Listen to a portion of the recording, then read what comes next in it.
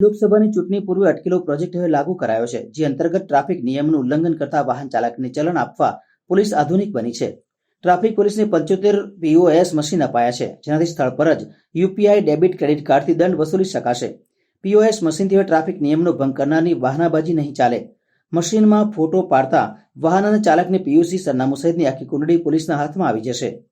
આ head constable એક એવા જંકશનમાં ઊભા હશે જેમાં વ્હીકલ થોડા ડિટોર લઈને સાઈડમાં ઊભા રહીને ઓફિસ જતી વખતે પરત આવતી વખતે પોતાના કામકાજ માટે બહાર નીકળ્યા હોય તો 2 મિનિટમાં હેડ કોન્સ્ટેબલ સમક્ષ ઉપસ્થિત થઈને એક પારદર્શક અને ટેકનોલોજી આધારિત માધ્યમથી અને ઓન ધી સ્પોટ પેમેન્ટ કરીને નીકળી શકે છે.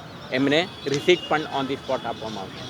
આ પારદર્શક ટેકનોલોજી આધારિત વ્યવસ્થાથી આજની તારીખે જે વન નેશન વન ચલાન માધ્યમથી જે ચલાનો આપણે ઇસ્યુ કરીએ છીએ, કેટલાક ચલાન પેમેન્ટ નથી થતું. આપણા ધ્યાન ઉપર આવેલ છે કે કેટલાક નાગરિકોને મલ્ટિપલ ચલન પડતર છે તો પણ પેમેન્ટ નથી કરી શકતા. કેટલાકના ઈચ્છા હોય તો પણ એમને ઓનલાઈન સુવિધા ન હોવાના કારણે કદાચ ના કરી શકતા હોય.